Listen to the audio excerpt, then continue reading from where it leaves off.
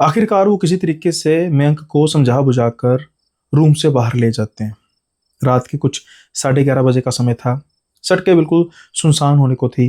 ये सारे का सारा इलाका तकरीबन तकरीबन पीजी का ही था, तो जितने भी स्टूडेंट्स हैं या तो रात को पढ़ रहे होते थे या सो जाते थे, इसलिए इक्का दुक्का लोग ही नजर आ रहे थे।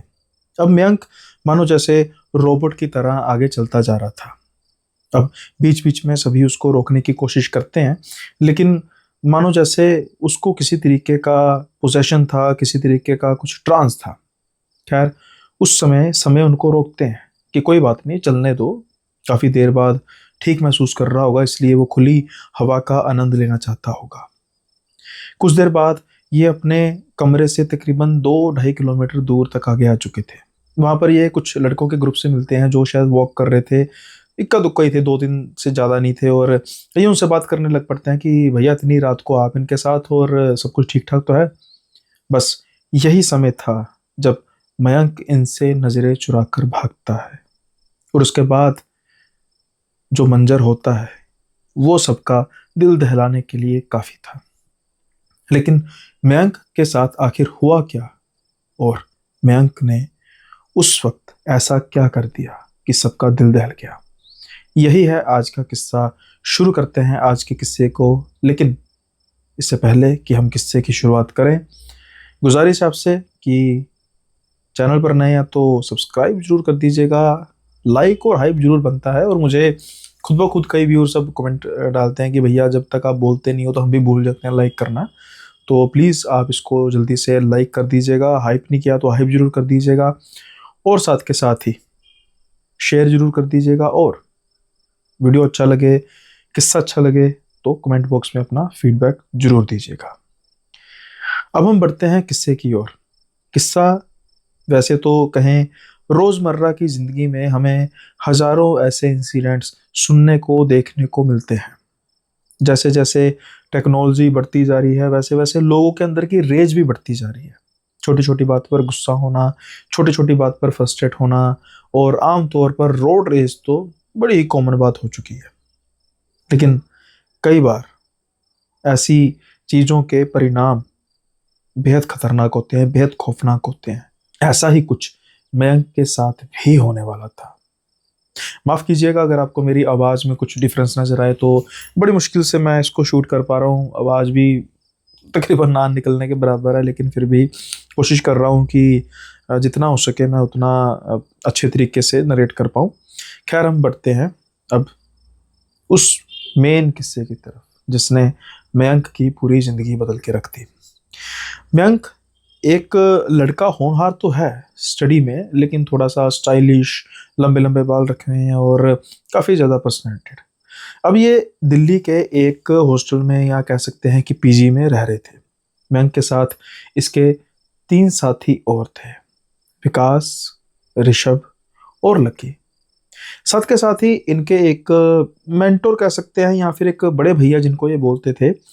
समय समय समय समय पर इनकी जो प्रॉब्लम्स थे उनका निवारण करते थे। किसी तरीके की कोई समस्या आती थी, क्योंकि ये चारों लड़के दिल्ली के लोकल नहीं थे, तो इनको जो भी कॉम्पिटिटिव एग्ज़ाम है वहाँ पर कोई समस्या आती, और कोई लोकल लॉजिस्टिक्स किसी चीज़ की भी ज़रूरत पड़ती, तो समय के साथ इनका काफ़ी अच्छी दोस्ती थी, और ये सभी उनको अपना बड़ा भाई मानते थे। यही हाल समय का भी था। समय की काफ़ी अच्छी इनके साथ सिंक्रोनाइजेशन थी, उसकी वजह से समय भी इनको अपना छोटा भाई ही मानता था। अब क्या होता था कि गाये बगाए समय कई बार इनके जो फ्लैट है या जो भी रूम है इनमें आ जाता था, या फिर कभी कभी ये भी समय के घर चले जाते थे। और इनका जो फ्लैट टाइप था उसमें 2 रूम थे, और दोनों शेयरिंग में थे, 2-2 जने थे, और ज़िंदगी कह सकते हैं अच्छी चल रही थी। अब धीरे धीरे जैसे जैसे ये एग्ज़ाम की तैयारी करते हैं, तकरीबन ये सभी नॉन वेज तो खाते थे, ड्रिंक वगैरह भी कभी कभी कर लेते थे, बियर या फिर कभी कभी विस्की वगैरह का भी सेवन कर लेते थे, जो कि गलत बात है। खैर, लेकिन फिर भी जो आजकल ये ट्रेंड ही बन चुका है। अब ये नॉर्मली इनका यही दिनचर्या होती थी कि ये कॉम्पिटिटिव एग्ज़ाम की जो कोचिंग थी वो करने जाते थे, उसके बाद फिर रूम में आते थे, कुछ समय तक आराम करते थे, उसके बाद फिर उठ के थोड़ा बहुत घूमना फिरना, और उसके बाद फिर इन्होंने टिफ़िन वगैरह लगवा के रखा हुआ था, वो खाने का वो खाते थे और उसके बाद फिर वही स्टडी और जो दिनचर्या चलती थी।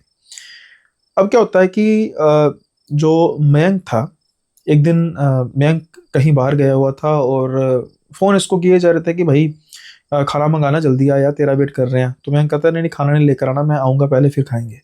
अब इनको काफ़ी अजीब लगता है कि भाई ये खाना जो क्या सिस्टम है भाई, तेरा खाना आ जाएगा, टिफ़िन खोल के खा लेना। लेकिन चलो, अब दोस्ती थी उसकी वजह से ये वेट कर लेते हैं मयंक का।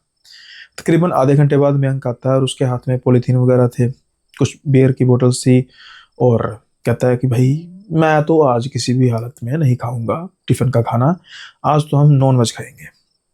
अब मयंक ऐसा लड़का था जो वैसे तो जो नॉन वेज खा लेता है भाई, क्या मंगलवार क्या वीरवार, सीधी सी बात है, लेकिन फिर भी कहता है कि जो बाकी तीन हैं, ये तीनों जाने तो इस चीज़ पर बिलीव करते थे, विकास, ऋषभ और लकी, कि हम मंगलवार या वीरवार नहीं खाते, और उस दिन मंगलवार ही था।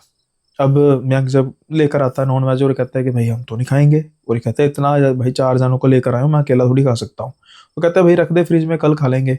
चलो, अब मान जाता है, बियर वगैरह का भी प्रोग्राम कैंसिल हो जाता है, लेकिन मयंक ये कहता है कि भाई जो मर्जी हो जाए, खाना तो मैं आज टिफिन वाला नहीं खाऊंगा। अब ये सुन के कहते हैं कि ठीक है भाई, फिर ऐसा कर कर दे ऑर्डर, अगर तुझे ज़्यादा ही बाहर का खाने का शौक है तो फिर खर्चा खुद उठा। मयंक का मूड था और वो कहता चलो ठीक है भाई, मैं कर देता हूँ। अब मयंक फूड ऑर्डर कर देते हैं ऑनलाइन और वेट करना शुरू हो जाते हैं। अब वैसे तो जो फूड का जो टाइम था, डिलीवरी का टाइम था, वो कुछ 30 मिनट के आसपास का दिखा रहा था, लेकिन अब 30 के 35 मिनट हो जाते हैं, 35 के 40 मिनट हो जाते हैं। ये डिलीवरी बॉय को कॉल करते हैं। डिलीवरी बॉय कहता है कि इससे ट्रैफिक बहुत ज़्यादा है, आपको पता ही है इस समय ट्रैफिक होता है। तकरीबन 9 बजे के आसपास का समय था, तो थोड़ा सा टाइम लगेगा। करते करते तकरीबन सवा घंटा हो जाता है। अब सवा घंटा जब हो जाता है तो ये जो इलाका था, ज़ाहिरी तौर पर मैं उस इलाके का नाम नहीं लूँगा, ये जो इलाका था यहाँ पर कुछ कंजस्टेड गलियाँ थी, और जो जो इनकी बिल्डिंग थी वहाँ पर नेचुरली बात है कि ढूंढना थोड़ा सा मुश्किल था। अब इनको डिलीवरी बॉय का फ़ोन आता है बैंक को, और वो कहते हैं कि भैया यहाँ पर मुझे ना पता नहीं लग रहा, तो आप प्लीज़ जो ये चौक है, चौराहा है, आप यहाँ पर आ सकते हो, मैं यहाँ पर खड़ा हूँ। और जो कि इनके जो रूम था उससे कुछ 200 मीटर के आसपास दूर होगा, बहुत ज़्यादा दूर भी नहीं था। अब मयंक पहले से ही फ्रस्ट्रेट था, एक तो नॉन वेज खाने का उसका मन था, अपने दोस्तों की वजह से खा नहीं सका, बियर नहीं पी सका, ऊपर से फूड डिलीवर किया और 30 मिनट का फूड करते करते सवा घंटा हो चुका था। इसके दोस्त भी अब पीछे पड़े थे कि भाई तेरी वजह से हम भूखे बैठे हुए हैं, और उसको पूरी फ्रस्ट्रेशन थी। तो मयंक थोड़ा सा गुस्से से बोलता है कि भाई तेरा काम है फूड यहाँ पर करना, जैसे मर्जी करके ढूंढ और यहाँ पर देकर जा। अब वो लड़का कहता है कि भैया मुझे नहीं मिल रहा, अगर मिलता तो मैं आ जाता। अब पीछे से जो विकास और लकी कहते हैं कि अरे यार खुद पहले से लेट हो गया, तू नहीं जाता तो हम जाते हैं, तो लेके आया यार, टाइम ना वेस्ट कर। अब मयंक सोचता है कि ठीक है। मयंक गुस्से में था, मयंक के साथ जो लकी है वो साथ में चल पड़ता है। अब ये दोनों जाते हैं और वो लड़का चौराहे पर खड़ा हुआ था और मयंक काफ़ी गुस्से में था, और वो जाते ही मयंक उसके साथ काफ़ी गुस्से से बात करनी शुरू कर देता है कि भाई क्या बात है, एक तो पहले से इतना लेट आया और ऊपर से तेरे नखरे इतने हैं, तू आ नहीं सकता। वो लड़का कहता है कि सर मैंने आपको कहा है कि मतलब मुझे नहीं पता लग रहा, इससे ज़्यादा मैं ढूंढूं, आप आगे, अब देखो ना कितना मसला हल हो गया। तो वो बड़ा गुस्से में कहता है मयंक उसको कि हाँ मसला हल हो गया, वो तेरा हुआ है, हमारा तो नहीं ना हुआ। इतनी देर से भूखे बैठे हैं, एक तो खाना तूने दुगने से भी ज़्यादा टाइम में लेकर आया और ऊपर से ठंडा हो गया होगा अब खाना। अब जो डिलीवरी बॉय होता है वो कहता है कि चलो sir, sorry for that, traffic थी, बट आप थोड़ा सा तमीज़ से बात कीजिए। अब दोनों में थोड़ी सी होने लग पड़ती है बहसबाजी। मयंक कहता है कि तू मुझे तमीज़ में खाएगा, एक तो तू खाना इतनी लेट लेकर आया और ऊपर से ये। अब फिर वो जो डिलीवरी बॉय होता है वही कहने लगता है कि सर जैसे मर्जी है, ठीक है, हमारा काम डिलीवरी करना है, लेकिन ऐसा नहीं है कि आप बदतमीजी से बात करने लग पड़ते हैं। अब दोनों की बहसबाजी इतनी ज़्यादा हो जाती है कि वो मयंक जो है वो उस लड़के को थप्पड़ लगा देता है, जो कि बेहद गलत बात थी। अब जब उसको थप्पड़ लगता है तो थोड़ा सा उसका रोने वाला चेहरा बन जाता है, और वो कहता है कि सर ये आपने बहुत गलत किया, देखना मैं क्या करता हूँ, ये कोई बात थोड़ा है, आप मुझ पर हाथ कैसे उठा सकते हैं। अब मयंक क्या होता है कि वो फिर बहुत ज़्यादा अग्रेसिव हो जाता है, और वो कहता है कि तू ठीक है, तू करके दिखा, तू मेरे मुझे करके दिखा। और पहले तो वो हाथापाई करने लगता है और जो खाना है वो गिर जाता है, खाना गिर जाता है और कुछ पैकेट फट जाता है, क्योंकि नीचे पत्थर वगैरह पड़े थे, वो सारा खाना बेकार हो जाता है। ये देखकर मयंक को और गुस्सा आ जाता है और वो 2-3 चमाटे और मार देता है। अब थोड़ा सा डिलीवरी बॉय भी अग्रेसिव हो जाता है, वो भी जब आगे बढ़ता है तो लकी है। लकी बेसिकली थोड़ा सा मस्कुलर था, बॉडी वगैरह जिम वगैरह जाने का शौक था, और लकी उसके मतलब सिर से उसको पकड़ के उसको 2-3 कमरे में मुक्के मारता है। और वो बेचारा डिलीवरी बॉय समझ चुका था कि भाई मैं कुछ नहीं ज़्यादा कर सकूंगा, और उसका वो तो रोने लग पड़ा। और मैं कभी गुस्से में था कि चल भाग यहाँ से, कोई तुझे नहीं मिलेगा। कैश ऑन डिलीवरी था, उसको बेचारे को कैश भी नहीं दिया और वो चला गया। अब ये बड़े दोनों गुस्से में थे, और ये दोनों घर पे यानी रूम में वापस आए। और जब वो दोनों देखते हैं विकास और ऋषभ, उनके तो चेहरे लटक जाते हैं कि कहाँ पे भाई, खाना कहाँ पे। ये दोनों गुस्से में थे, और फिर सारी बात बताते हैं कि ऐसा ऐसा बदतमीज था। तो विकास को कहता है कि यार बदतमीजी वाली क्या है यार, अगर उसको नहीं मिल रहा था तो खाना लेता आ जाता यार, इतनी भी क्या बहसबाजी करनी है। अब फिर मतलब हम मतलब भूखे रहेंगे। तो मैं कहता तुझे भूख की पड़ी है, तुझे अपने भाई की नहीं पड़ी। कहता यार गलत शायद वो नहीं था, चल मैंने मान लिया बदतमीजी से बात की तो क्या हुआ, पहले तूने शुरुआत की ना, तुझे नहीं करनी चाहिए थी। खैर कुछ देर इन चारों की बहसबाजी होती है, और विकास कहता है कि भाई मैं लेकर आता हूँ। अब ये इस बात को तकरीबन आधा पौना घंटा हो चुका था, मतलब बहसबाजी करते करते, और तकरीबन तकरीबन 11 बजे के आसपास का समय होने को था। अब ये बड़े गुस्से में, मैं विकास कहता है यार छोड़ो परा, मैं बुक कराता हूँ। अब विकास सबकी चॉइस वगैरह जानने के बाद खाना ऑर्डर करता है। 5 मिनट होते हैं, 5 मिनट में दरवाजे पर नॉक होती है। सर आपका खाना। जैसे ही ये सुनते हैं चारों जाने, ये विकास की तरफ देखते हैं, भाई कौन सी ऐप से किया है, ये तो 5 मिनट में खाना भी आ गया। विकास जल्दी से आपकी तरफ देखता है, कहता भाई अभी तो एक्सेप्ट हुआ है, प्रिपेयर हो रहा है। कहता नहीं भाई, वो क्या कौन है। कहता पता नहीं कौन है। अब ना क्या होता है कि ये मयंक को कहते हैं कि मयंक तूने वो दोबारा तो नहीं खाना लेकर आ गया। कहता है यार वो अभी मतलब दोबारा थोड़ा लेकर आएगा, पागल है। एक तो हमने उसको कैश भी नहीं दिया, खाना घेर दिया, वो इतना भी भला नहीं है कि दोबारा आएगा। कहता भाई कोई गुंडे गंडे तो नहीं लेकर आ गया, क्या ऐसा नहीं हो कि साथ में और बंदे लेकर आ गए हो इसका कहते उसको घर का कैसे पता लगेगा, पहले भी उसको कोई पता थोड़ा लग रहा था, इसलिए तो हम गए थे। मयंक की बात भी ठीक थी, लेकिन मयंक कहता है कि मैं देखता हूँ। अब मयंक अकेला जाता है, दरवाज़ा खोलता है, और उसके दरवाजे के साथ ही एक कॉरिडोर था, उसको दूर बिल्कुल जहाँ पर जो इनका जो फर्स्ट फ्लोर पर था, और बिल्कुल सीढ़ियों के लास्ट में इनको एक डिलीवरी बॉय नजर आता है। उसकी पीठ नजर आती है बैग पर, बैग जो टंगा हुआ था वैसे ही। वो आगे जा रहा था और कहता ओ भाई, अरे अरे इधर इधर। वो उसकी बात सुन नहीं रहा था। 11 बजे के आसपास का टाइम हो चुका था, तकरीबन सारा रास्ता सुनसान हो चुका था। मैं कहता है इसको तो मैं देखता हूँ, मुझे तो वही लग रहा है, हाव भाव से, कद काठ से। तो ये उसके पीछे पीछे जाना शुरू कर देते हैं, और जितनी तेज ये हो रहे थे उतना ही तेज वो आगे चलता जा रहा था। अब ये उस पॉइंट पर आ चुके थे कि आसपास कोई भी और नहीं था, सिर्फ और सिर्फ ये थे। कुछ आगे जाकर वो डिलीवरी बॉय रुकता है, और वो कहता है कि आपने अच्छा नहीं किया भाई, आपको इसकी सजा भुगतनी पड़ेगी। अब वो जब ये बात सुनता है ना, मेरे को लग गया पता कि भाई ये वही है, और ये तंग करने के लिए मुझे आया। और बड़े गुस्से से कहता है कि चल तेरी कसर मैं पूरी करता हूँ।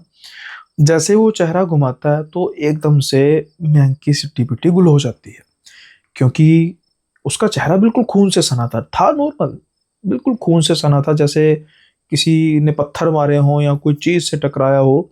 अब ना मयंक थोड़ा सा डर जाता है, उसको लगता है कि शायद इसने कहीं और पर भी मार खा ली है, या इसका कोई छोटा मोटा कोई एक्सीडेंट हुआ है, और ये मेरे पर लेना पड़ जाए। अब मयंक जल्दी से घूमता है और धीरे धीरे आगे बढ़ना शुरू हो जाता है। अब मयंक को शुरू शुरू में लगता है कि शायद ये मेरा पीछा कर रहा है, लेकिन जब वो पीछे घूम के देखता है, उसको वो थोड़ा सा करीब आता नजर आता है। मयंक डर जाता है, अब वो सच में डर चुका था। कुछ देर में थोड़ी थोड़ी जो दूरी कम होती जा रही थी, मयंक अपनी स्पीड बढ़ाता है, और बिल्कुल कमरे के पास आके पीछे देखता है, कोई नहीं था। मयंक जल्दी से कमरे के अंदर दाखिल होता है। उसके चेहरे पर डर, खौफ, हर एक चीज साफ तौर पर नजर आ रही थी, जो बाकियों को भी डराने के लिए काफी थी। क्योंकि मैंने जैसा कहा कि मयंक बड़ा ही वैसे तो सिंसियर नहीं कह सकते, मतलब डाकू तो था, लेकिन बड़ा मतलब जैसे कहते हैं स्मार्ट बॉय और बिंदास टाइप का था, और इस तरीके का चेहरा तो कभी भी इन तीनों ने देखा नहीं था। अब वो कहते हैं हाँ भाई कौन था, कहता नहीं, पता नहीं यार, पता नहीं, कोई कहीं और का होगा, शायद गलती से यहाँ पर आ गया था, मुझे तो बस वो जाता हुआ एक लड़का दिखाई दिया और किसी और रूम में चला गया, वो किसी और ने किया होगा बुक। चलो ठीक है भाई, हमारा भी देखो ऑर्डर अभी शायद ना 5-10 मिनट में आ जाएगा। अब मयंक बैठ जाता है। तकरीबन 5-10 मिनट बाद फोन आ जाता है विकास को कि ऐसे ऐसे सर मैं यहाँ पर हूँ, तो प्लीज़ आप मैं मुझे घर का पता नहीं लग रहा, तो आप प्लीज़ यहाँ चौराहे पर आ सकते हैं। तो कहता भाई आ जाते हैं। अब विकास और ऋषभ जाते हैं। कुछ देर बाद ये वापस आ जाते हैं और इनको टोंट करते हैं कि देखा भाई, हमें भी तो ऐसे ही हुआ, नहीं गए ना, हम वहां पर जाकर चले आए, इतनी सी तो बात थी, तुमने यार पता नहीं बिना बात का बखेड़ा खड़ा कर दिया। आज भाई हम 8 बजे से खाना खाने की कोशिश कर रहे हैं और तकरीबन तकरीबन 12 बज चुके हैं, सिर्फ एक छोटी सी बात की वजह से। खैर अब ये खाना वगैरह लगाते हैं और शुरू कर देते हैं खाना। लेकिन जो मयंक था ना, उसके हाव भाव कुछ अलग थे।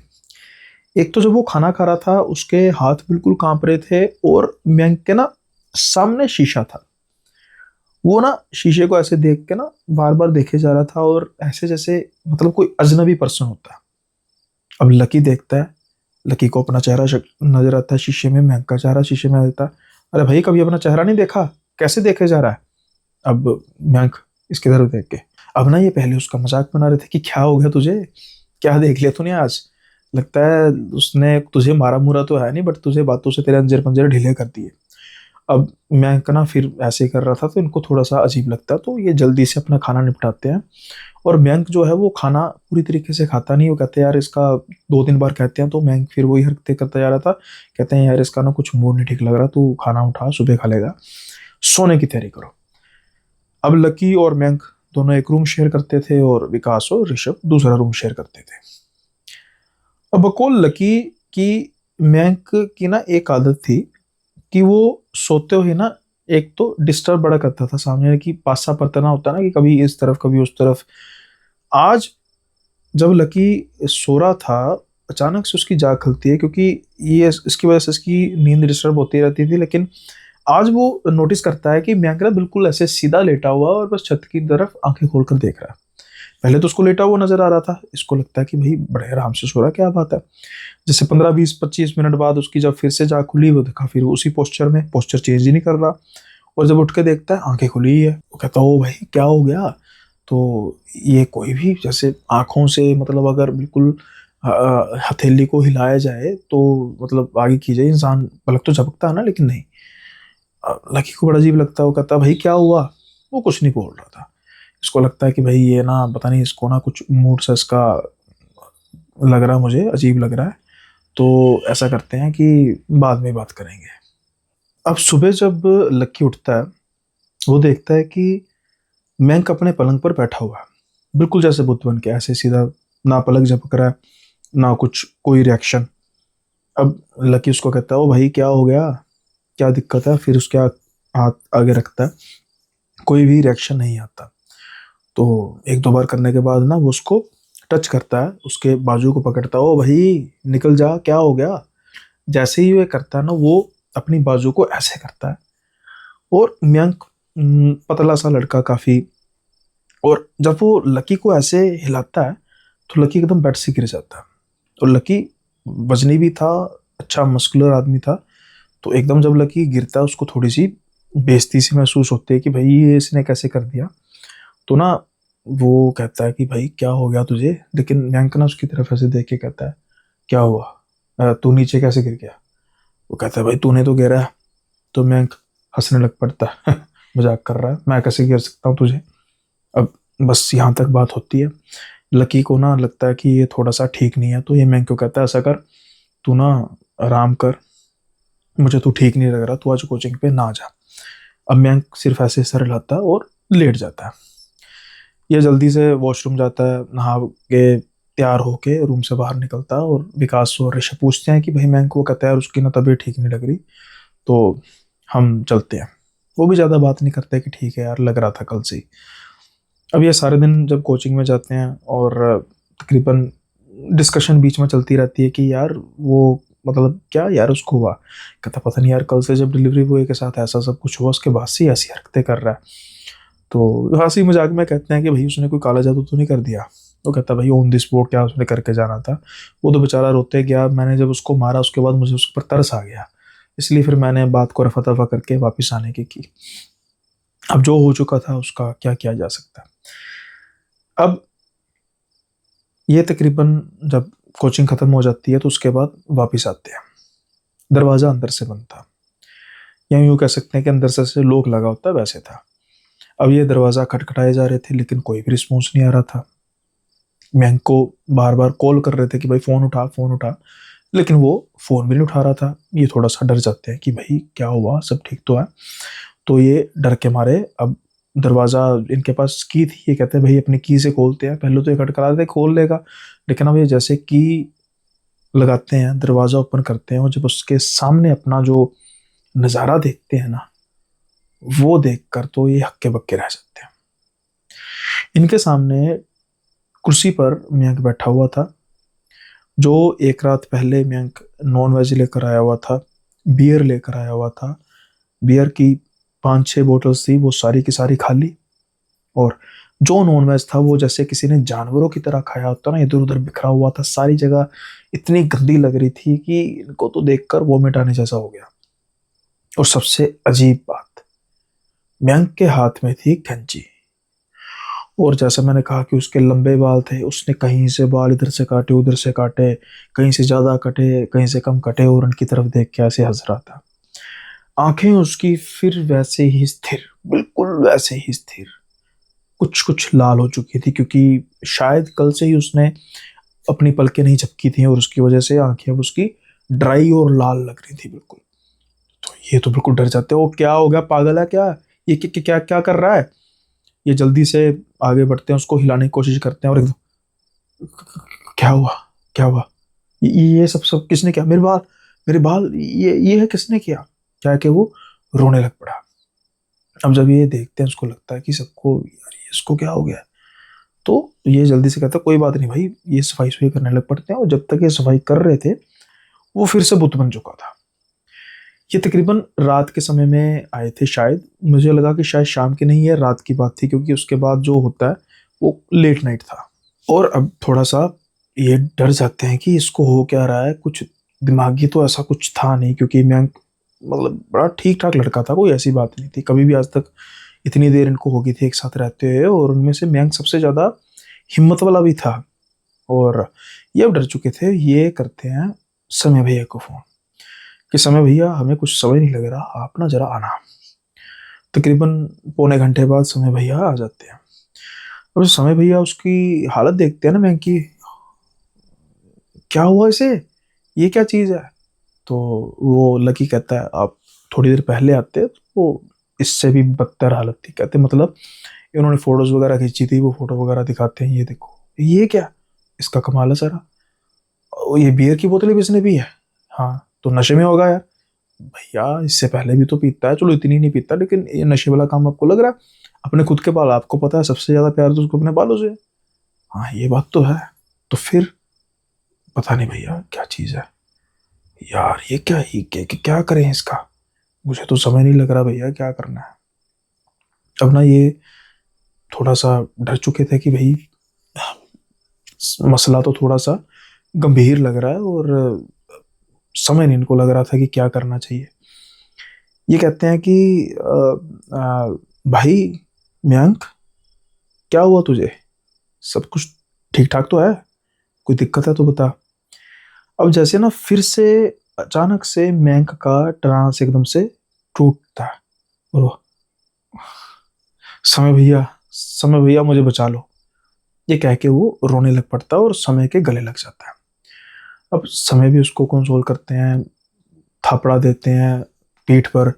ये फिर इनको पता था जो बाकी तीनों जाने थे कि भाई थोड़ी देर तक करेगा, बाद में फिर ऐसा ही हो जाएगा। अब ना ये पूछने की कोशिश करते हैं कि क्या हो रहा है तेरे साथ में, मुझे बता। कहता मुझे मुझे कुछ नहीं पता, मुझे मुझे कुछ नहीं पता, मुझे मुझे ऐसा महसूस हो रहा है कि कोई ना मुझे अंदर से खा रहा है, मतलब मुझे मुझे नहीं समझ लग रही, कोई मुझे ना मुझसे ये सब कुछ करा रहा है। मेरे बाल देखो, मुझे कितने पसंद मेरे बाल थे, क्या कर दिया। तो समय उसको कहता है कोई बात नहीं मयंक, ये बाल तो फिर आ जाएंगे, बाल छोटी सी चीज़ है, एक आधे महीने में तो फिर हो जाएंगे।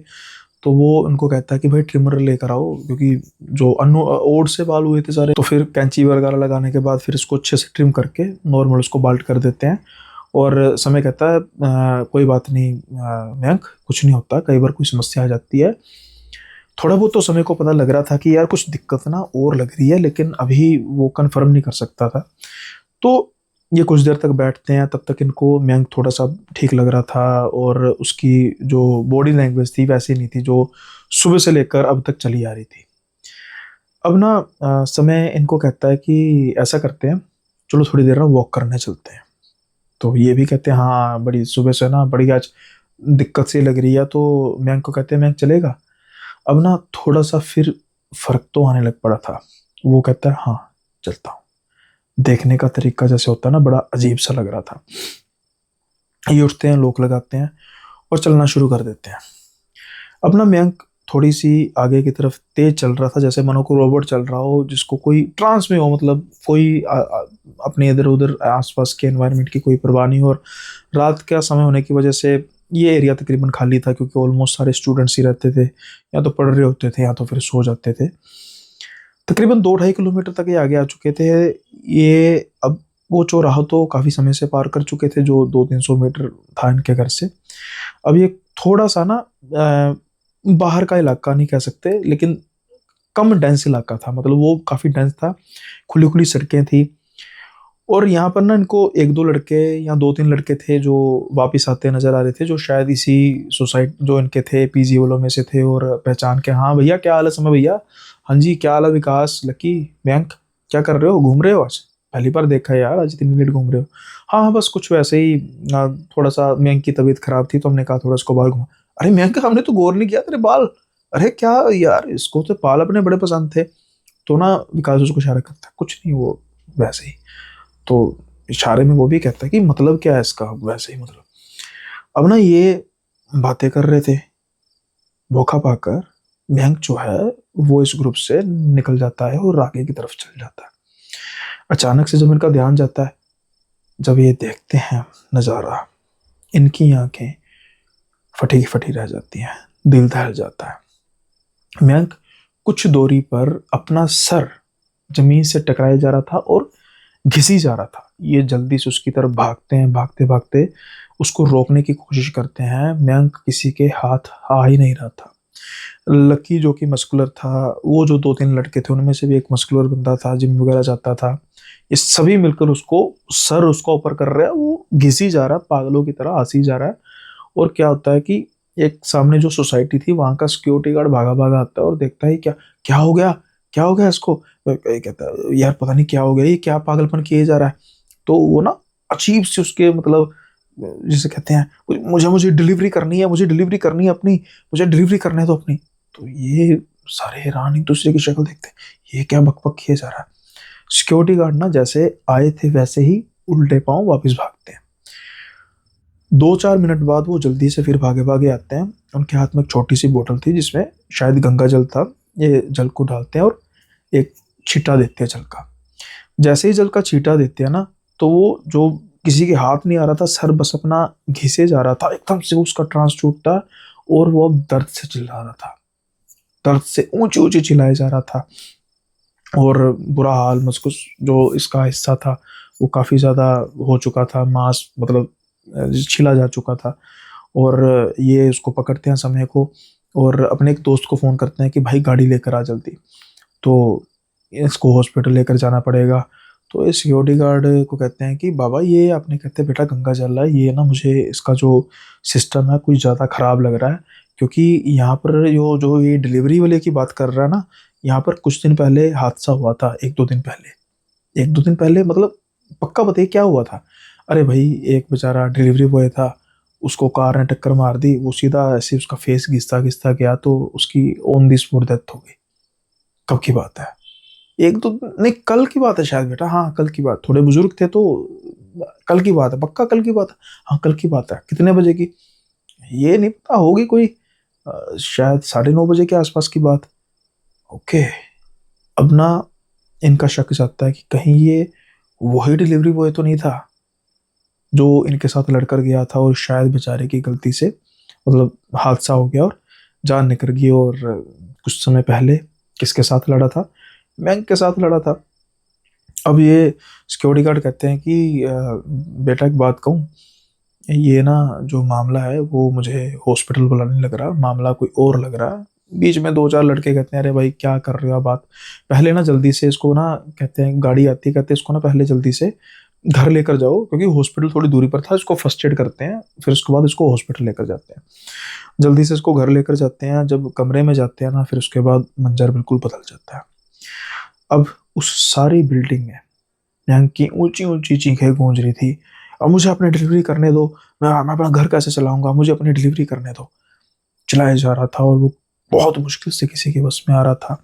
देखते ही देखते आसपास की बिल्डिंग सारी इकट्ठी हो चुकी।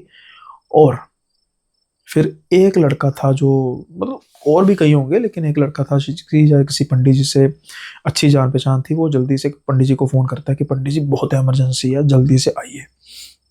अब पंडित जी उसके बाद तकरीबन 20-25 मिनट बाद आ जाते हैं, शायद आसपास ही रहते थे। और जैसे ही वो देखते हैं ना कि क्या हुआ इसको, वो हालत उसके समझ चुके थे। उनके गले में थी रुद्राक्ष की माला।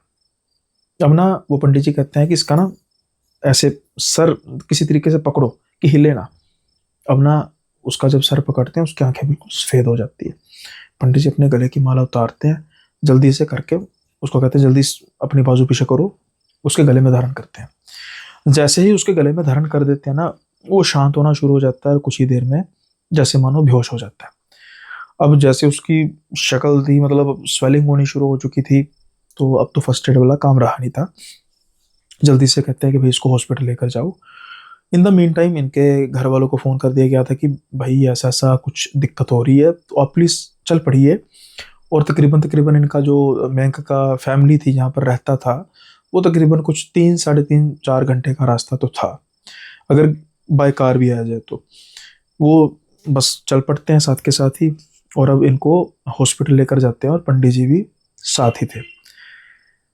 जब हॉस्पिटल लेकर जाते हैं तो डॉक्टर पहले कहते हैं कि भाई ये लड़ाई झगड़े का मामला लग रहा है, लेकिन पंडित जी थोड़े बुजुर्ग थे, उनकी मतलब कहने का मतलब कि विटनेस है कि भाई मैं भी साथ था, कुछ ऐसा नहीं है, कुछ उसको दिक्कत लग रही है, आप पहले इसको इलाज कीजिए, देखो आपको ठीक लग रहा है। सो ये जल्दी से ऐसे ही करते हैं, जल्दी से उसकी ट्रीटमेंट शुरू करते हैं। अब ना समय बहुत परेशान, क्योंकि सबसे बड़ा इनमें से यही था और एक तरह की रिस्पॉन्सिबिलिटी भी संभव थी। तो पंडित जी समय को ना साइड पर लेकर जाते हैं और कहते हैं कि बेटा एक तुझे बात कहूँ। वो कहते हैं बोलो पंडित जी। पंडित जी कहते हैं कि ये ना मसला कुछ हो रहा है, मुझे लगता है कि इस पर ना कुछ हावी हो चुका है, ज़्यादा देर मत लगाओ, मेहंदीपुर बालाजी ले जाओ।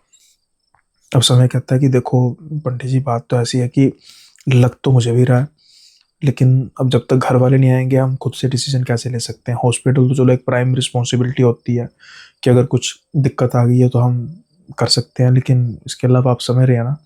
पंडित जी कहते हैं हाँ वो बात ठीक है। अब ना डॉक्टर जो पास से गुजर रहा था, जब ये दोनों की बातों को एनालाइज करते हैं तो वो थोड़ा सा बिफर जाते हैं कि ये आप कैसी बातें कर रहे हैं पंडित जी, क्या बात कर रहे हैं। तो वो कहते हैं क्या हुआ, आज के ज़माने में आप ऐसी बातें कर रहे हैं, इसको मेडिकल कोई प्रॉब्लम है, ठीक तो है। पंडित जी हंस के कहते हैं ठीक है। कहते हैं हाँ ठीक तो है, बस वो थोड़ी सी जो उसको हुई है हम उसकी फर्स्ट एड कर रहे हैं, आप कैसी बातें कर रहे हैं। तो पंडित जी कहते हैं कि ये ठीक फिलहाल जो उसके गले में रुद्राक्ष की माला डली है ना बेटा, उसकी वजह से है। अब वो डॉक्टर हंसने लग पड़ता है, पंडित जी क्या बात कर रहे हो। कहते हैं फिर दिखाऊं। कहते हैं दिखाओ। अब पंडित जी कहते हैं कि उसके बाद जिम्मेदारी है, बाद में हॉस्पिटल में हल्ला गुल्ला मच गया तो मुझे मत कहना। वो कहते हैं पंडित जी क्या बात कर रहे हो, चलो। पंडित जी धीरे धीरे जाते हैं। मैं बिल्कुल अभी नॉर्मल था, थोड़ी सी दर्द तो हो रही थी, लेकिन हल्के हल्के कर्रारा होता ना वैसे था बस। पंडित जी बड़े आराम से उसके गले से माला निकालते हैं। 1 मिनट के अंदर अंदर जो हॉस्पिटल अभी बिल्कुल शांत लग रहा था, वहां फिर मयंक की चीखें गूंजनी शुरू हो जाती है। बड़ा नॉर्मल सा दिखने वाला मयंक अब किसी के काबू नहीं आ रहा था। सभी मिलकर उसको कंट्रोल करने की कोशिश कर रहे थे, लेकिन वो तो किसी के काबू में, जैसा मैंने कहा, आ ही नहीं रहा था। डॉक्टर हाथ जोड़ देता, अरे भाई पंडित जी इसको दोबारा से माला जो भी उतारी है पहनाओ, जो भी हमें नहीं समझ लग रहा, इसको हमने फर्स्ट एड दे दिया, अब जैसा करना है यहाँ से डिस्चार्ज करने के बाद जो मर्जी करो। पंडित जी फिर उसको माला पहना देते हैं और कहते हैं कि बेटा इसके पेरेंट्स आ रहे हैं, हमने जा रहा है मेहंदीपुर बालाजी, हम सीधा इसको यहीं से लेकर जाने वाले हैं, तो बेटा तब तक हॉस्पिटल में रख, और जब तक ये माला इसने डाली है तब तक ये ऐसे ही रहेगा नॉर्मल। डॉक्टर नज़ारा देख चुका था। अब उसके बाद फिर इंतज़ार किया जाता है और तकरीबन कुछ 3.5 घंटे के बाद इनके पेरेंट्स आते हैं। माँ देखकर नेचुरली बात है रोने लग पड़ती है कि बच्चे को क्या हो गया। फिर समहाउ समय इनको समझाता है कि पिछले एक दिन में ये सब कुछ हुआ और हमें कुछ ठीक नहीं लग रहा। डॉक्टरों ने अपना इलाज कर दिया और वही डॉक्टर ने गवाही दी कि हाँ मुझे भी जब तक तो ये माला वो डली हुई थी ठीक था, उतारी फिर नज़ारा कुछ और था, अब फिर ठीक है, तो अब आप ले जाओ उसे डिस्चार्ज कर दो, हमने फर्स्ट एड कर दिया है, इंटरनल कोई ऑर्गन को कोई नुकसान नहीं पहुंचा, टेस्ट वगैरह कर लिए हैं, आप ले जाओ। अब डॉक्टर से डिस्चार्ज करने के बाद लेकर जाया जाता है मेहंदीपुर बालाजी, और मेहंदीपुर बालाजी के रास्ते में माला होने की वजह से समहाउ कंट्रोल में था, लेकिन फिर भी बड़ी मुश्किल आई, बीच बीच में दिक्कत आती थी। पंडित जी भी साथ में थे, एसयू करके गए थे, समय साथ में था, उनके पेरेंट्स साथ में थे, और विकास, इन तीनों में से भी एक आधा साथ में गया। अब जब लेकर गए तो सुबह सारे दिन मतलब ऐसे ही, कभी उसकी हरकतें, जब शाम की आरती होती है तब वो पूरी तरीके से अंदर से उसकी आत्मा चिल्लाती है कि मेरा क्या कसूर था, मैंने इसका क्या बिगाड़ा था, इसकी वजह से मेरी मौत हुई। ऐसा एक आत्मा का गुस्सा होता है ना, प्रेत का गुस्सा होता है, वो था सब कुछ उसमें। अब जो पंडित जी थे, फिर महंत जी थे, वो भी सारा उसको कोशिश करते हैं कि भाई तेरी ऐसी लिखी थी, ये था, वो तो बहाना बनता है, ऐसा बनता है। और तकरीबन 4 से 5 घंटे लगे उसको शांत करने में और उसकी बेचारे की लड़के की आत्मा को करने में, कंट्रोल करने में। खैर जब ये वापस आते हैं तो पंडित जी फिर यही कहते हैं कि अब तो ठीक है, लेकिन इसके गले से फिलहाल माला मत उतारना, बाकी मैं थोड़े बहुत और भी उपाय कर दूंगा। और सबसे मेन चीज़ कि वो बेचारा जो लड़का मरा है उसका, वो उसके घर पे जाओ, ठीक है, आप इस झगड़े की बात ना करें, ये आपकी मर्जी है, क्योंकि वो तो कारण नहीं था, वो गाड़ी वाला टक्कर मार गया, उसमें झगड़े का क्या है, ठीक है, लेकिन आप उसकी एक तो जो गति वगैरह है उसका सारा करो, और बेचारे को कुछ फाइनेंशियल हेल्प भी होगी, जैसे उसकी आत्मा का अभी गिल्ट है ना कि वो उसके परिवार का गुजारा कैसे होगा। तो मयंक की जो फैमिली है वो अच्छी संपन्न थी, अच्छी रिच फैमिली थी। तो अब ये जो ऐप था उसमें देखते हैं, डिटेल होती है ना लड़के की, देन उसके बाद फिर कस्टमर केयर को फ़ोन करते हैं कि भाई ऐसा ऐसा, वो भी कस्टमर केयर वाले बताते हैं कि अनफॉर्चुनेटली उसकी 1-2 दिन पहले बेचारे की एक्सीडेंट में मौत हो गई है। तो फिर ये ऐसा बताते हैं कि दरअसल हम कुछ उसके लिए करना चाहते हैं, तो प्लीज़ आप हमें उसका एड्रेस वगैरह सब कुछ दीजिए। ये उसके घर पे जाते हैं, घर के पास जाने के बाद अफ़सोस प्रकट करते हैं, और बेचारे का घर, बेचारा जो था उसका घर सच में बहुत तंगाली वाला था, अनमैरिड था, उसकी माँ थी, पिता थे, एक बहन थी, बस, और कोई नहीं था। मैंक को सच में बड़ी शर्मिंदगी महसूस हो रही थी कि चलो खैर हो सकता है कि उसकी मौत का कारण ना हो, लेकिन उससे पहले जो उसने उस बेचारे के साथ किया वो उसको बहुत गिल्ट दे रहा था।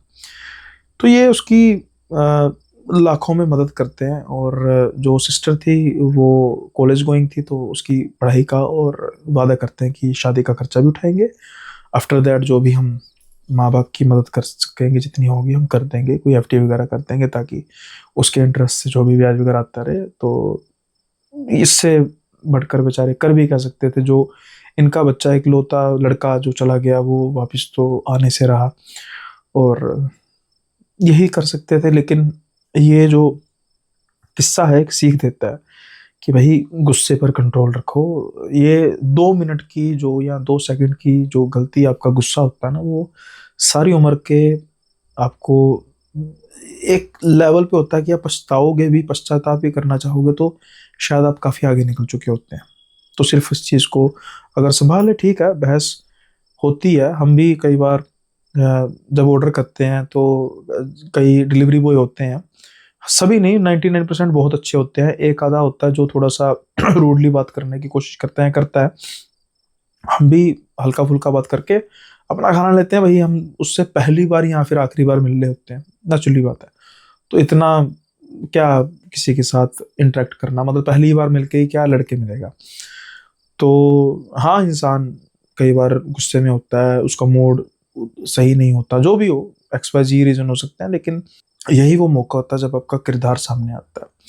तो खैर क्या कहना आपका, कैसा लगा आपको किस्सा? और बताइए कि भाई मयंक जैसे लड़कों को क्या नसीहत होनी चाहिए, और क्या कभी आपके साथ कभी ऐसा हुआ है कि किसी भी ऐसे पर्सन से, किसी वेटर से या डिलीवरी बॉय से या किसी ऐसे पर्सन से आपकी बहस हुई और आपने क्या किया? और क्या सच में मयंक की गलती थी या उस डिलीवरी बॉय की गलती थी, या फिर दोनों की गलती थी, या दोनों अपनी अपनी जगह ठीक थे? जरूर बताइएगा कमेंट बॉक्स में। अब हम बढ़ते हैं अगले किस्से की ओर, और ये किस्सा बड़ा अजीब किस्सा है। हम कई बार कहते हैं ना कि हमने भूत को देखा, चुड़ैल को देखा, experience one of the experience होता है, लेकिन क्या हो तब जब हम एक प्रेतों के परिवार को देख रहे हैं, और एक बार नहीं बहुत बार देखा और हमें पता ही नहीं है कि वो प्रेत है, लेकिन जब पता लगे तो। अभी ये जो किस्सा है ये है सचिन और मुनीश का। सचिन और मुनीश एक कंपनी में काम करते हैं, और जो वो कंपनी की बैक साइड बालकोनी है उससे उसके सामने से लाइन, ट्रेन की लाइन गुजरती है। अब ना ये रात के समय में ड्यूटी ज़्यादा करते हैं, और अपना जो स्मोकिंग का ब्रेक होता है उस बालकोनी में जाकर स्मोकिंग करते हैं। होता क्या है कि इन्होंने ना उस दौरान कई बार देखा कि एक परिवार जिसमें एक मर्द है, औरत है और दो बच्चे हैं उनके, वो इनको ना पटरियों से जाते हुए तकरीबन तकरीबन जैसे मानो रोज स्मोकिंग करते हैं तो हफ्ते में एक या दो बार इनको नजर आ जाते हैं। अब ना ये नॉर्मल स्मोकिंग कर रहे हैं, देख रहे हैं, तो इनको यही लगता है कि भाई मतलब कोई गरीब परिवार के होंगे जो आसपास जैसे रेलवे में कुछ चीज़ें वगैरह इकट्ठी करते रहते हैं, मांगते हैं, वैसे होंगे। तो इनको ना हफ्ते में वही एक दो बार नजर आ जाते थे। तो बट अजीब बात ये होती थी कि टाइमिंग ऑलमोस्ट सेम ही होती थी। लट से कि इनका 9 बजे का या 10 बजे का स्मोकिंग ब्रेक है, तो उस टाइम पे ये होता है कि इतने डिसिप्लिन कैसे हो सकते हैं भाई। खैर, ये अब इनका मतलब रोजमर्रा का बन चुका था कि जब भी इन्होंने स्मोकिंग करनी, जब भी उनको नजर आ जाने, तो इन्होंने देख के हंसना कि देख फिर पूरे टाइम पर है हमारी तरह। अब ये परिवार भी उनके रूटीन का हिस्सा तो बन चुका था, लेकिन एक दिन कुछ अलग ही होता है। ये वैसे दोनों स्मोकिंग कर रहे थे, उसी परिवार को जाते हुए देखते हैं, लेकिन दोनों की एक साथ चीख निकलती है, एक साथ ऊंची ऊंची चिल्लाते हैं, अरे मर रहोगे, देखो वो ट्रेन आ रही है। शायद कोई लेट ट्रेन होगी या कुछ और होगा जो स्पीड से आ रही थी। देखते देखते ट्रेन इनको बिल्कुल पार करके चली जाती है। सामने मंजर देखकर इनका दिल दहल जाता है, लेकिन जैसे ही ट्रेन गुजर जाती है, अब इनके डर की कोई सीमा नहीं रहती, क्योंकि ये देखते हैं कि वो परिवार तो बड़े आराम से आगे की तरफ बढ़ रहा है, और ये होना इम्पॉसिबल था क्योंकि उन्होंने बिल्कुल सामने देखा था कि ये ट्रेन के बिल्कुल सामने आए थे। अब इनको अपनी आंखों पर विश्वास नहीं होता। पहली बार तो ये सिर्फ वहम के तौर पर लेते हैं कि शायद हमें गलती लगी है। कई बार होता है ना कि विजुअलाइजेशन या कई बार एंगल का होता है कि हमें लग रहा है कि ये ट्रेन के बिल्कुल सामने आ रहे हैं, लेकिन ये तो ट्रेन से आगे थे, उस पटरी से आगे थे। अब थोड़े से परेशान तो होते हैं, लेकिन फिर वही प्रक्रिया दोबारा शुरू हो जाती है। कुछ दिन ये देखते हैं वो परिवार वैसे ही जा रहा है, परिवार वैसे ही जा रहा है, लेकिन एक बार फिर से ट्रेन आती है। जब इन्होंने तब देखा था, तब एंगल था कि इस तरफ से जा रही है ट्रेन, इस तरफ से आ रही है, और इनको एंगल का लग रहा था। लेकिन इस बार ये सामने थे और ट्रेन इस तरफ से आती है, और देखते देखते इनको चीरते हुए, यानी कि इनकी परछाइयों को चीरते हुए निकल जाती है। और जैसे ही ट्रेन निकलती है बिल्कुल सामने आगे की तरफ जा रहे थे। अब 100% कन्फर्म इनको एक चीज से और होता है कि जब ये देखकर हक्के बक्के रहते हैं, इस बार पहली बार इतनी देर बाद, यानी इतनी देर से ये देख रहे थे, पहली बार ये इनकी तरफ मुड़ते हैं और इन सबकी आंखें चमक रही थी। ये बस आखिरी दिन था जब ये उस बालकोनी में स्मोकिंग करते हैं। उसके बाद इन्होंने कभी भी उस बालकोनी में स्मोकिंग नहीं की, क्योंकि इनको पता लग चुका था कि जो ये देख रहे हैं वो इंसान नहीं है, ये प्रेतों का परिवार है। इन्होंने भी आज हमें देख लिया है, और अगर ऐसा ना हो कि कल वो भी हमारे साथ ही बालकोनी में खड़े हों या फिर हमें पटरियों के पास ही ले जाएं, तो ऐसा भी कुछ हो जाता है। और और smoking is always hazardous to health. Bye anyway, उम्मीद करता हूँ कि ये किस्सा भी आपको बेहद पसंद आया होगा। पसंद आया तो लाइक शेयर सब्सक्राइब करना मत भूलिएगा। और इससे पहले आज का जो एपिसोड है इसको ख़त्म करते हैं। अंधकार का दूसरा एपिसोड जैसा आप जानते ही हैं कि वो पब्लिश हो चुका है, लेकिन थोड़ा सा प्यार कम मिला है अभी तक। अगर देखें तो मैं अभी आपको लाइव बताता हूँ, हमारा 600 लाइक्स का टारगेट था, तो 600 लाइक्स में से अभी बहुत कम है। मतलब कि अभी तो हमने हाफ मार्क भी नहीं किया पूरा। तो ये अगर हम देखें 200 यानी 255 के आसपास अभी हमें लाइक मिले हैं। तो 600 का टारगेट है, अगर 600 पूरे नहीं होते तो फिर तब तक तीसरा एपिसोड नहीं आएगा, जो कि है एक खौफनाक नाइट ड्यूटी। तो प्लीज़ जल्दी से 600 का मार्क पूरा कीजिए। और जो मेंबरशिप है, मेंबरशिप में जो नया एपिसोड ऐड हुआ है मुर्दों की बस, जिसने भी सुना होगा, सच में जब वो उसके अंत तक गए होंगे तो उनका दिमाग बिल्कुल हिल गया होगा कि ये कैसे हो सकता है, वो किस्सा ही कुछ ऐसा है। तो प्लीज़ अगर आप और शानदार किस्से या भयावह किस्से सुनना चाहते हैं तो मेंबरशिप में 13 किस्से अब तक ऐड हो चुके हैं, 13। आप प्लीज़ उसको भी जाकर गो थ्रू कीजिए। और मात्र 29 रुपये पर मंथ या फिर 1 रुपये पर डे से भी कम वहाँ का जो मेंबरशिप का कॉस्ट है, जो कि नेग्लिजिबल है। खैर, अब इससे पहले आज का एपिसोड यहीं पे समाप्त करें। हम शुरू करते हैं कुछ कमेंट्स को। Comment of the day, first comment of the day है सूरज सिंह जी है। सूरज सिंह जी कह रहे हैं कि my name is Suraj Singh, I am your big fan, I am your fan. आप बहुत अच्छी स्टोरी सुनाते हो, ऐसे ही लगे रहो। और कमेंट ऑफ द डे में मेरा नाम लेना, keep it up, good work. बहुत जल्दी आपकी यूट्यूब की फैमिली बड़ी हो जाएगी। May God bless you. Thank you Suraj भाई, बहुत बहुत धन्यवाद आपका। और आपने स्पेशल कहा भाई कमेंट ऑफ द डे में आपका कमेंट मेंशन करूँ, तो नेचुरली बात है, ऐसा कैसे हो सकता है कि मैं ऐसा ना करूँ। तो इसलिए आपका कमेंट ऑफ द डे है। दूसरा कमेंट जो है वो हमारे हैं अली भाई का, अली 995341100001। वो कह रहे हैं सुनील भाईजान, आपकी उर्दू इतनी खालिस और बेहतरीन कैसे है? आई गेस कि उर्दू के best of the best poets Punjab से निकले हैं, बट अभी की जनरेशन के की इतनी अच्छी उर्दू कैसे? बताइएगा ज़रूर, love from my brother. Ali भाई, मेरी उर्दू नहीं है कोई खालिस, 2-3 वर्ड है जो उर्दू के होते हैं। अब क्या होता है कि हिंदी और उर्दू जो है ना, वो ऐसी लैंग्वेज है कि जितनी सिंपल अगर बोली जाएंगी उतनी समझ आएंगी।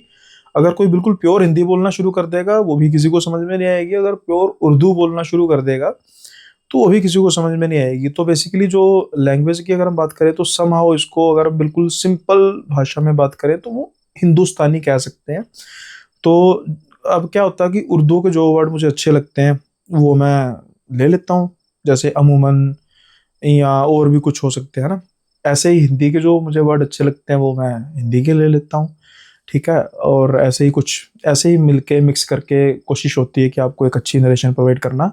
ऑल्दो मेरी उर्दू से कोई दूर दूर तक कोई ऐसा वास्ता नहीं है, उर्दू मैं पढ़ तो बिल्कुल नहीं सकता, लेकिन हाँ मेरे दादाजी जो थे वो उर्दू के बड़े माहिर थे और उर्दू के अखबार भी पढ़ते थे। तो ये नहीं है कि उर्दू इज़ एसोसिएटेड विद मुस्लिम, नहीं, उर्दू किसी धर्म से एसोसिएट नहीं है। उर्दू एक रीजन से एसोसिएट है, जो पंजाब रीजन में भी है, यूपी रीजन में भी है और इधर सारे नॉर्थ इंडिया की रीजन में ज़्यादा है। तो इसलिए उर्दू के पहले लोग, जो पहले बुजुर्ग लोग होते थे ना, उर्दू बहुत पढ़ते थे। आज भी कोई आप 80-85 साल का बुजुर्ग देख लोगे जो ऑलमोस्ट प्री इंडिपेंडेंस का जिसकी पैदाइश है, वो उर्दू को जानता ही होगा। बोलना बोलना बोलना तो नहीं, पढ़ना तो एटलीस्ट वो मतलब पूरी तरह जानता होगा। यानी खालिस उर्दू बोल तो नहीं सकेगा लेकिन पढ़ जरूर लेगा। उर्दू की कई अखबार आज भी अभी आती हैं, अखबार उर्दू की। मतलब मैंने मेरे दादाजी की डेथ हुई थी 2019 में, तो 2018 तक मैंने देखा उर्दू के अखबार पढ़ते थे। तो मैंने सोचा था कभी सीखूंगा लेकिन मौका नहीं मिल सका, क्योंकि अलिफ बे से ज़्यादा मुझे उसके समझ नहीं आया, सच कहूँ तो। ठीक है, जो स्पेसिफिक वर्ड्स हैं उनको मैं थोड़ा सा बोल लेता हूँ, यही है। तो ये थे आज के कमेंट ऑफ द डे। उम्मीद करता हूँ कि किस्से भी आपको पसंद आए होंगे और लाइक शेयर सब्सक्राइब जरूर कर दीजिएगा। इसी के साथ आज के एपिसोड को यहीं पे विराम लगाते हैं। जल्दी मिलेंगे अगले एपिसोड में नए किस्सों के साथ। तब तक के लिए बाय बाय, अपना ख्याल रखिएगा।